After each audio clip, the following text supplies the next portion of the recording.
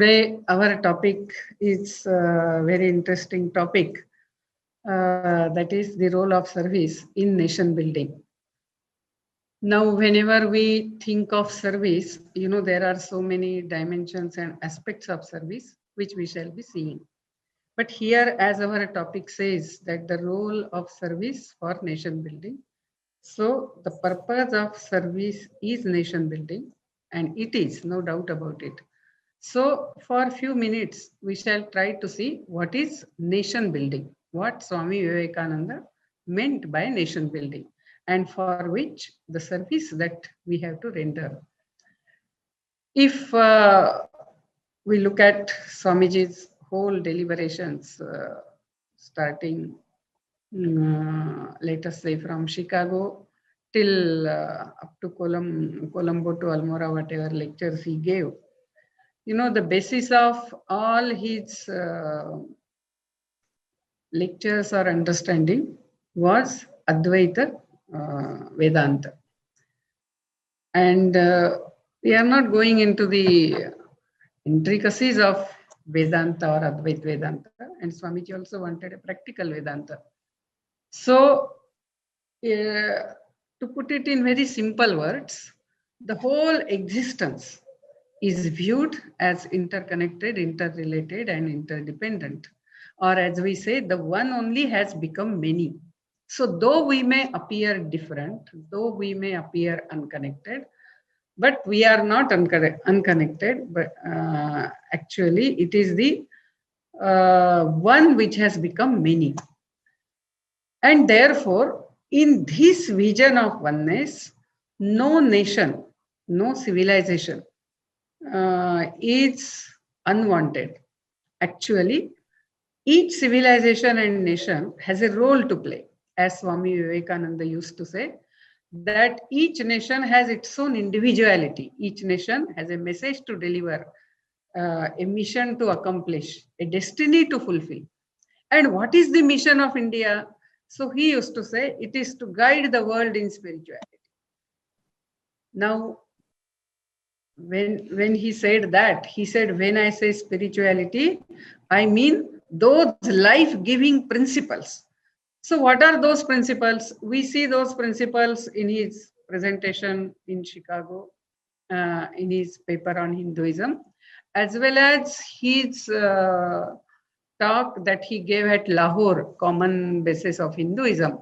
In that we see these life-giving principles. We shall take just the three of it for just to get the idea.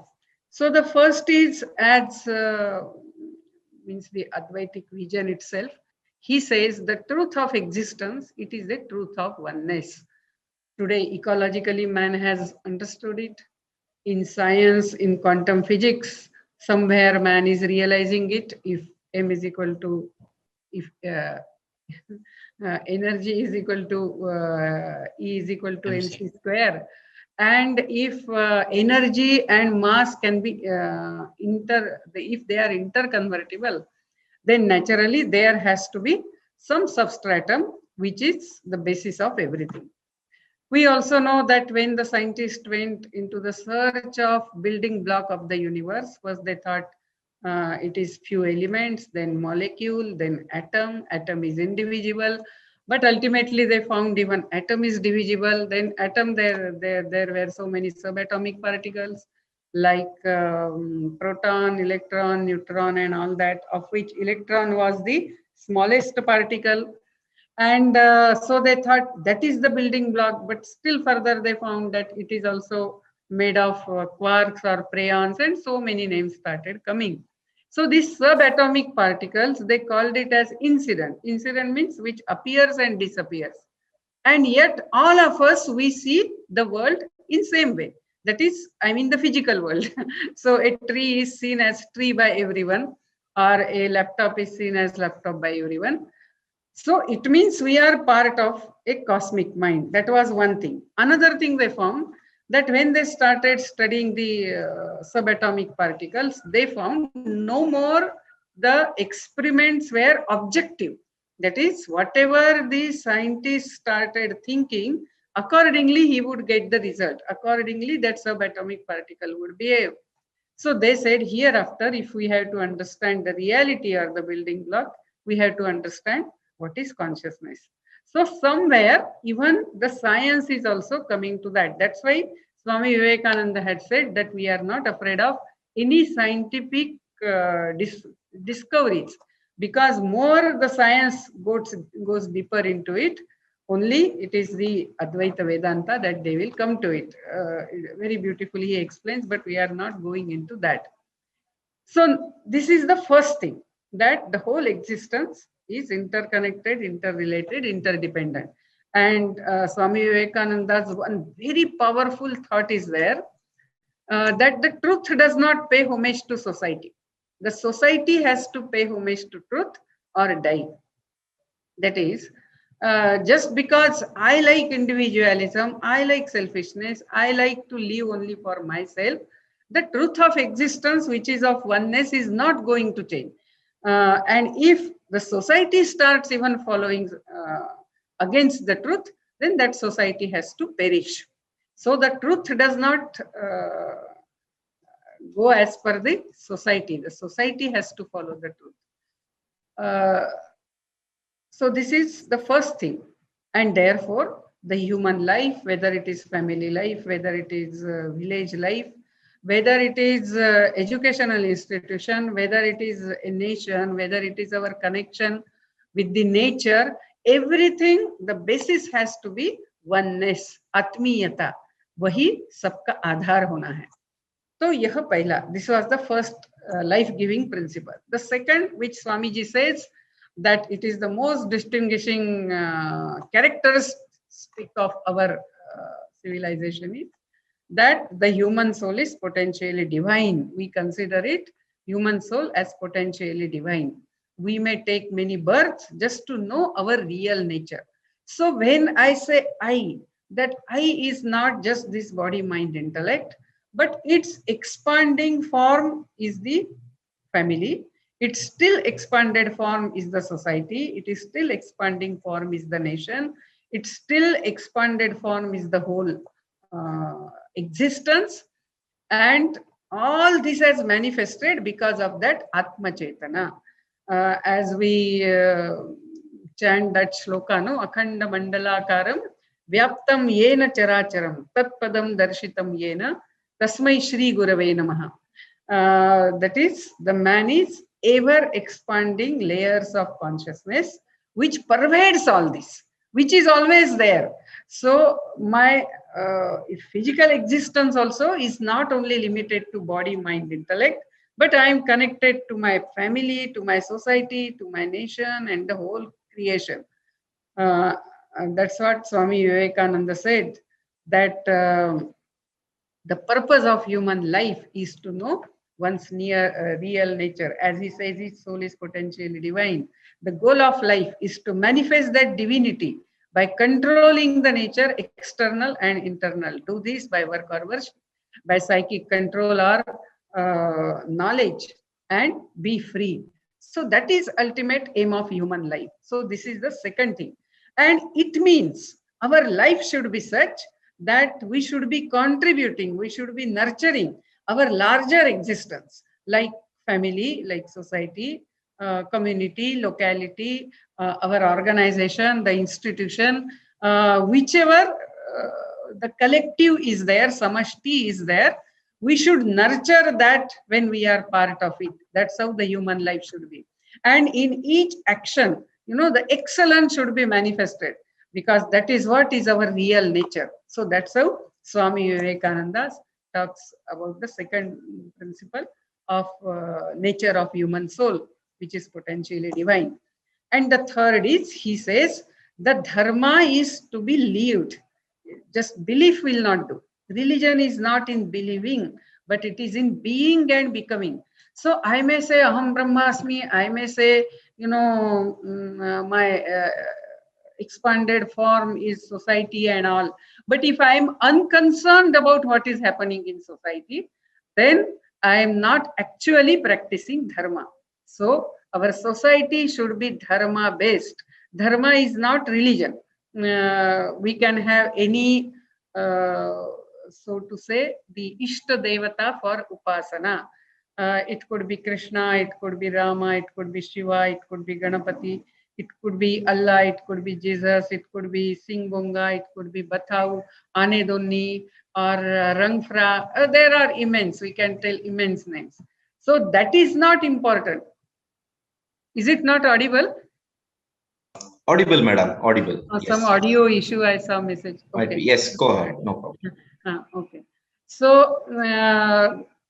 our Ishta Devata could be anyone, but we being part of this larger existence, each one of us have a duty towards it. Out of that feeling of oneness, out of that real connections.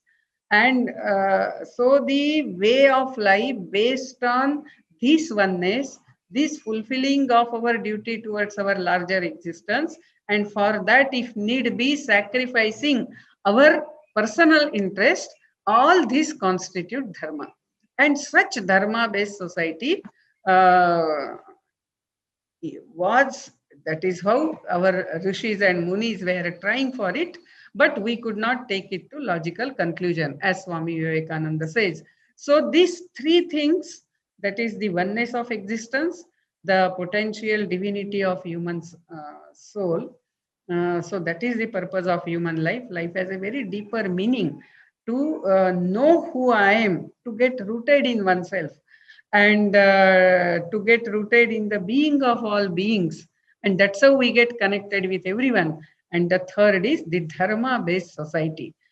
Uh, so this we have to, that is what India has been nurturing its national life for thousands of years, to guide the humanity in these three.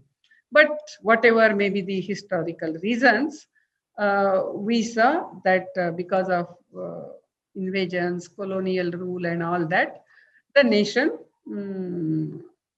went into utter penury, ignorance, and it is that what needed to be addressed. And that is where we see that Sri Ramakrishna Paramahamsa, once when he was, from his Bhava Samadhi, as he was coming to the normal consciousness to interact with others, at that time he said, Jivadaya, Jivadaya. Then he said, who are we to show, sympathy for others? It is Shiva Bhave Jiva Seva. And when Sri Ramakrishna Paramahamsa told that, that is serve man, serve God, or serve the God in man. When he said that, Swami Vivekananda, that is Narendranath Datta, he started dancing. He said, I have got the mantra for this age. Because we may do puja in our house for, let us say, 2 hours, 3 hours, or 3 times a day, or whatever. But if I am not concerned about someone suffering around me, nearby me, in my locality, then our puja has no meaning. That is what Swami Vivekananda, in one of the very strong mood, he said, throw away all your gods and goddesses and worship only one goddess, that is Bharat Mata, that is serve the people. And then he said, only after that you will be worthy of worshipping these gods and goddesses. So this, he very strongly spoke about Swami Vivekananda. He spoke about service. Actually, this message of Swami Vivekananda about service, it has inspired so many. If in our country, once Swami Kamalatmananda from Ramakrishna Math Madurai, he had come to Kanyakumari, and in one of his lectures, he very interestingly said, he said, any service activities that are going on in our country, in real sense, not expecting anything from the people, if we go to the root of that, there we see Sri Ramakrishna Vivekananda. So it was this very powerful message of Swami Vivekananda, that dharma is to be lived. This Vedanta should become, this oneness should become practical in our life. It should be seen. And that is how he focused again and again and again on service. Now coming to the service part of it, just few means its various dimensions we shall try to see. As such, the service word is used for anything. That is, we say postal service, or we say which where you are doing service, or like that. That is, I render some actions and I get something in return. So this is one type of service, and no harm in it. This is also a service. Whatever we are supposed to be doing, if we do it to the best of our ability, if we do manifesting all that is great within us, all the excellence that is within us, if we do that, then really that is a great service to wherever we are. So that is one thing. Then the second, there is another meaning of service, which is a very restricted meaning, because that we experience in Vivekananda Kendra many times. When we talk with the people, we tell them that Vivekananda Kendra is a spiritually oriented service mission. Then they ask us, okay, so how many orphanages are you running? Then how many destitute homes, old age homes? Then when we say, no, we are not running anything like that, then they are surprised. Then what type of service you are doing? So service has come to mean only to respond to the disintegration or the distortions that are taken in the society. It is something like that, that suppose your blood is, what to say, impure, and therefore you are getting boils on your body. So, okay, of course, you will need to bandage the boil. There is no doubt about it. If pus and blood is coming, you will need to bandage. But that is not the solution to that. The solution is you have to make your blood pure. And that is what running only old age homes or destitute homes will not do. We will have to inculcate the respect towards the parents, towards the women, and no child should even experience that I am orphan, that feeling. So this is a very restricted meaning. It is only responding to the symptoms, but not to the disease. But anyway, even that is a service where there is need. To just one joke we say here, it's not joke actually, it's really happened. Somewhere an orphanage was being opened and a minister was invited. So when he started talking, he said, I am very happy today that we are opening an orphanage in our town here. And I pray that more and more orphanages we shall open. So it means more and more children should become orphans. So that's not the service. Actually, we should do the basic service. We should do, as Swami Vivekananda used to say, root and branch reforms. So what is that? Now, if we see that, then there are again, we can say two categories of service. One is from the acts of service, if we see, then we can categorize that. And another type of services is from the doer's point of view. So these two types of service, if we have to see, so from the service act point of view, if we see, the first service is fulfilling the primary needs of our people. At Swamiji's time, and even today in some pockets, there was utter poverty. And people do not have even proper food to eat. When Swamiji went around the country, he saw the women could not come out even to give him bhiksha because she does not have a proper clothes to wear. That was the condition. Or he saw the children have nothing to eat. They will just drink some water and go to sleep. So that's how Swami Vivekananda asked that, have you lost your sleep? From the sufferings of the people of our country, have you lost your sleep? Do you feel for their sufferings? If you feel, then that is the first step. Then have you found out a way how you will alleviate their sufferings? That is the second step. And then he says that have you got that indomitable will that come what may, I shall not deviate from my path. And that is the third thing. Because when we start, doing such activity, many difficulties may come. Sometimes they are from within, sometimes they are from without. Sometimes it is because some people do not like it. Sometimes it is our own inner, maybe the ego may come, jealousy may come, laziness may come, and somewhere we start justifying. There are so many people needing service, to whom all I can serve. So anyway, government is there, so many organizations are there, but it's not like that. At least at my level, whatever I can do, each one should be doing it. So that is one thing, sir, that is fulfilling or catering to the primary needs of the people. So that may be food, clothing, medical service, or if some natural calamity comes, then the immediate relief, all that comes into that service. That is also required. Then the second service is the second category, means still the higher type of services, that there is a man, he is poor, every day you are feeding him. In that, no self-respect is there for that man. And therefore, the higher type of service is you teach that man to stand on his own feet and earn all his requirements. So that is still higher service. But sometimes we had to go for this first service also. But ultimately, we have to enter into this second service. This side by side, this also should go on. That is, a person should be made to stand and earn what all are his needs. So that is the second type of service.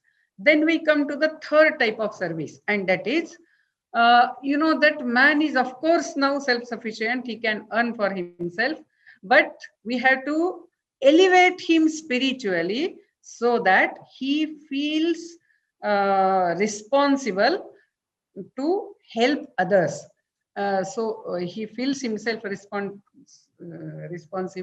to respond to others and to fulfill his duty towards the bigger collectives, like we saw family, community, locality, institution, organization, nation.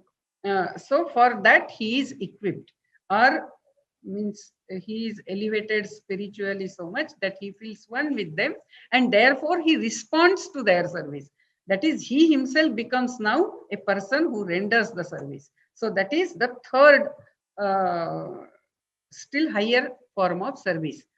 But there is still the fourth form of service, which is still very important, and that is, to build such a society, to work for such a society in which all these three types of services are taken care of. That is, no one suffers from the want of primary needs, or everyone gets the proper education that is required to stand on one's own feet, or the atmosphere in the society is such that a person wants to know ultimately, who am I, what is the purpose of my life, and he is motivated to go deep within and realize that oneness, feel one with the whole creation. And means there are such people who can guide him. There is such atmosphere which creates that desire, and there are people who guide him. So if we rebuild such a society, then that will be the greatest act of service, the supremest act of service that we can do. And in such society, there will be no one will be orphan, no woman will be destitute, there will be no old age homes. So it is such rebuilding of such society that is the ultimate aim, and that is what is rebuilding of nation is. Rebuilding of nation means building such a society which is caring, sharing, sensitive to the needs of others, and which is not only caught up in artha and kama, but it is also practicing dharma and striving for moksha. So dharma, artha, kama, moksha, all four purusharthas are the objectives of human life in such society. When such a society is there, then exploitation will not be there, then indifference will not be there, complacency will not be there, callousness will not be there, but support will be given. So this is the fourth supremest act of service. Now, if we see from the doer's point of view, You know, there is Swamiji's one very powerful thought. He says, they alone live who live for others. The rest are more dead than alive. Very powerful. Means it's very inspiring also. He says, they alone live who live for others. The rest are more dead than alive. Now, why does Swamiji says that? Because they alone live who live for others, because there is no others.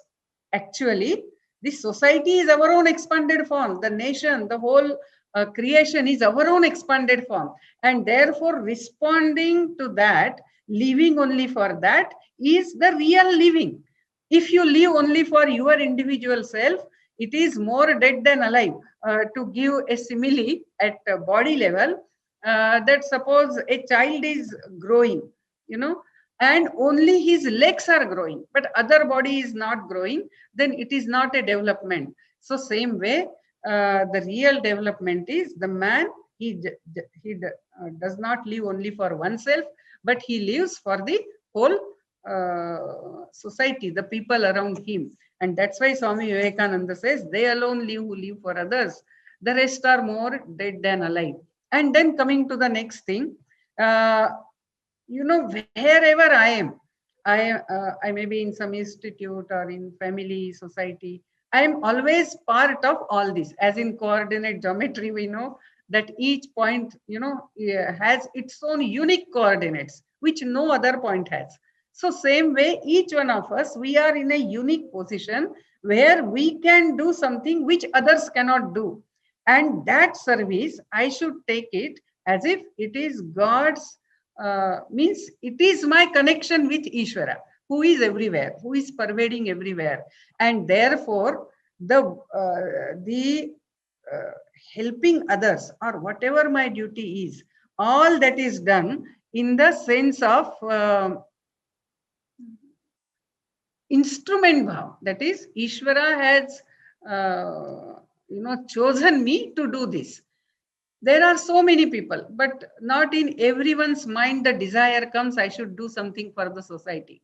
If that desire has come in my mind, it means somewhere I have reached that stage where I should do that, and God has chosen me for that. So I am the instrument, I am not the doer.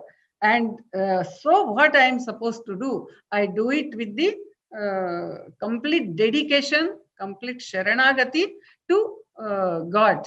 So that is where the service, from doer's point of view, the service becomes the spiritual sadhana itself.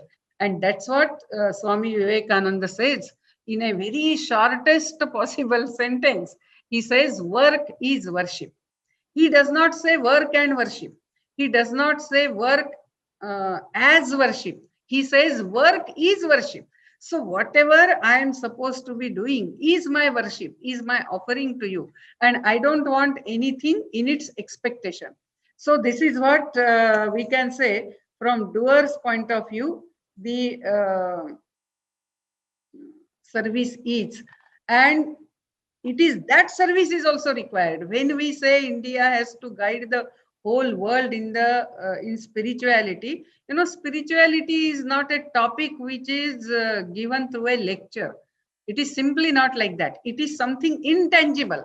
The intangible things are always learned if they are seen in others' lives. So what is truth you see in someone's life? What is caring attitude you see in someone's life, and only then you learn it. So same way, when we say India has to guide the world, it means India has to leave it first. It has to be, whether it is our family, whether it is our educational institution, whether it is, let us say, our village, our housing colonies, all this, their basis should be oneness.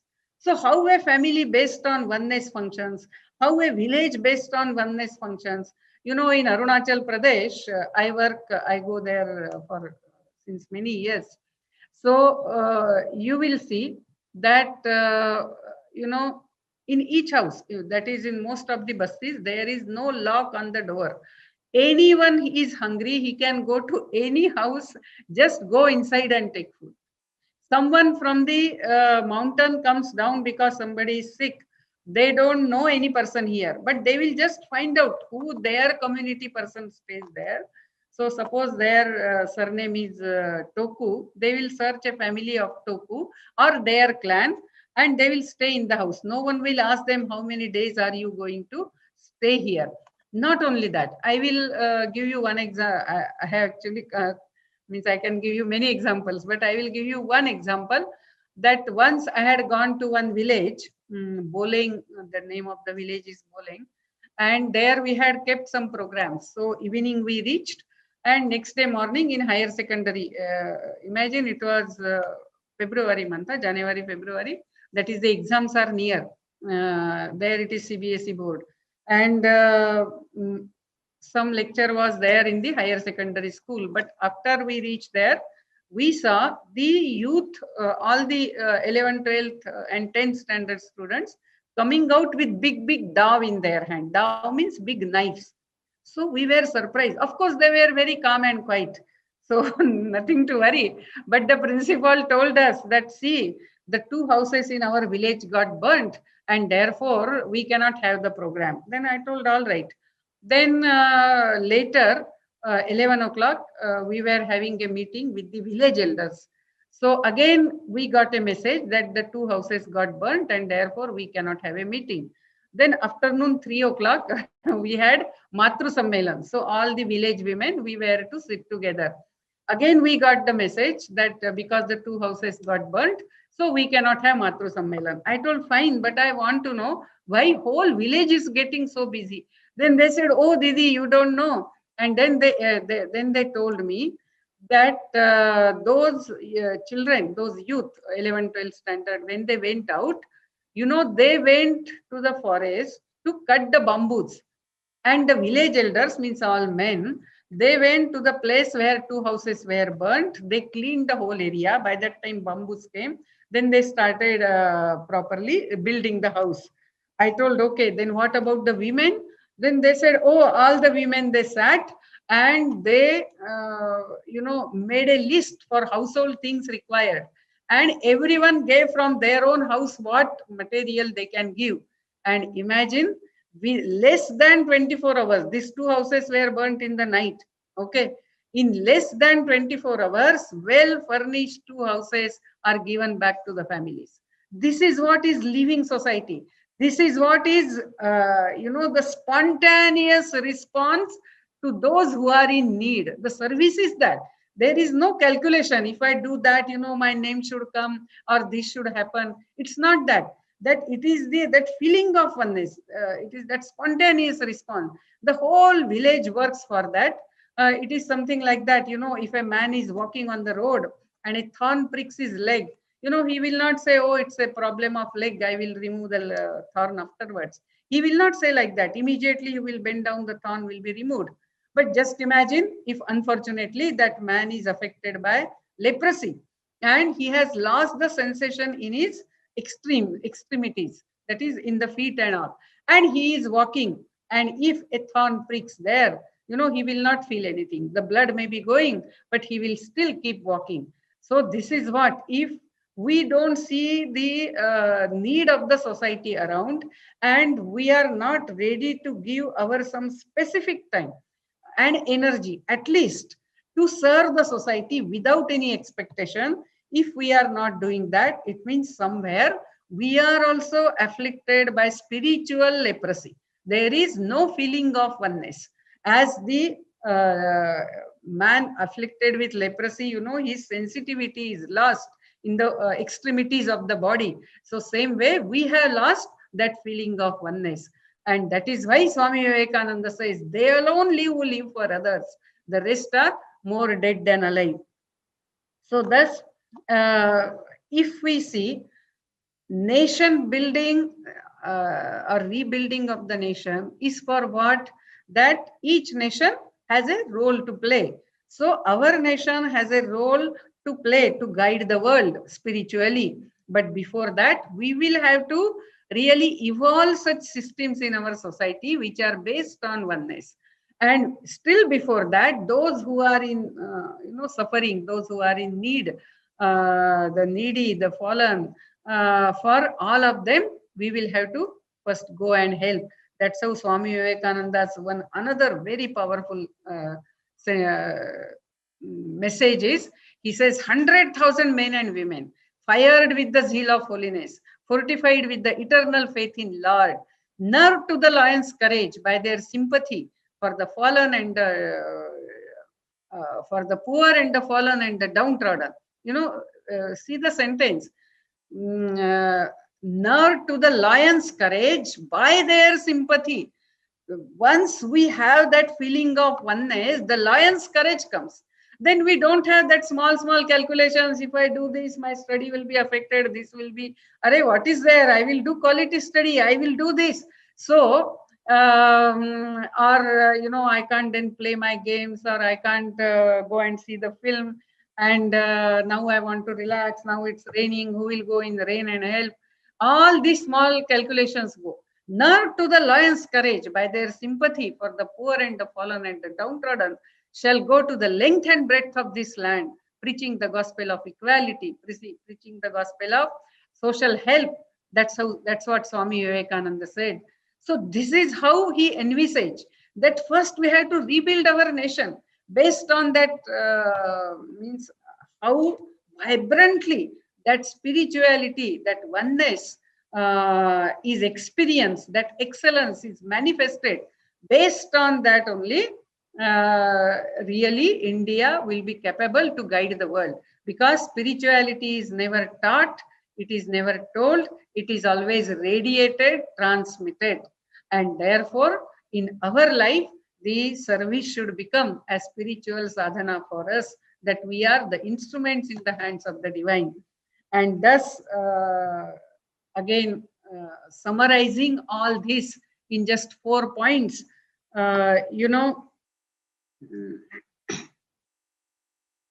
each one of us, whatever work we are supposed to be doing, let us do it to the best of our ability. Even that is a service. So first thing, but we have to do all 4. We cannot say I will do only 1 and other 3 next birth. Not like that. So this is the first thing. Then the second thing is, where there is need, the society, there are many such places, people, at least my some time and energy on the regular basis, I shall give. Okay, our children in this Seva Basti, they go to school where proper teaching is not done. So we shall teach them every day 1 hour, at least by turns. So some 5-6 of youth come together and they teach like that. So even that can be done. That's what in Kendra we do. We call it Anandalaya. And then we also tell them stories, games by which the self-confidence of those children will be enhanced. That's what Swami Vivekananda used to say. Man should have faith in oneself. So that is, so I will do something like that, giving at least my 1 hour per day, or at least 3 hours per week, but a very committed time, and come what may, I will do it. So that sort of supporting and doing actual service to those who are, wanting something, those who are in need, those who are in pain, I give my service. Then the third is, these 2 are tangible services, okay? The other 2 are intangible service. So the intangible service is, by my behavior, I shall establish the proper norms, values in the society. Even that is a great service. So whether it is punctuality, whether it is neatness, whether it is, the truthfulness, or the upright character, the morality, the faithfulness, all that, so many things we can go on saying, but at least 4 values, each one of us. As Swami Vivekananda says, you may read the whole library, but if nothing is in your life, it has no meaning. So at least some 4 or 5 values. This is my identity. Yes, he is like that. He will never tell a lie. If he has told you he will do it, he will do it. So whether it is reliability, dependability, such values we inculcate and we practice it whole our life, come what may, at all cost. So such upright characters also motivate the coming generation. And that is the intangible service. It's not seen every day in action, but its impact is very long lasting in the people. And the fourth is, I do my service, whatever work I am doing, I do it as an offering to Ishvara. So my each work is an offering. It's not after I complete the work, I offer it to Ishvara, but while doing itself, I offer it. There is a very great psychological principle in it, because many times our work gets affected because our ego plays the decisive role in that. But when I am continuously telling I am instrument in the hands of the divine and I am doing it on behalf of divine, then the ego part is also reduced, and so our work becomes better. Secondly, if that work is generating lot of stress and strain, then even that will be reduced. Ultimately, it is God's wish. Tava eva ashisha purnatam tat prayatu. Means I have started this work, but whatever it is, God will take it to fulfillment. Vivekananda Rock Memorial, which is at Kanyakumari, it completed its 50 years last year. So earlier means at the beginning, during the birth centenary year of Swami Vivekananda, the people of Kanyakumari wanted to erect only one statue. Okay. If government would have said yes, a small statue would have been standing on that rock. But the God has its own design. The divine plans are much better than us. We don't know. So even if whatever I am doing is not successful, I should not get disheartened. I should not get stressed on the inside, but I should continue to do my best and try to do whatever we had decided to do.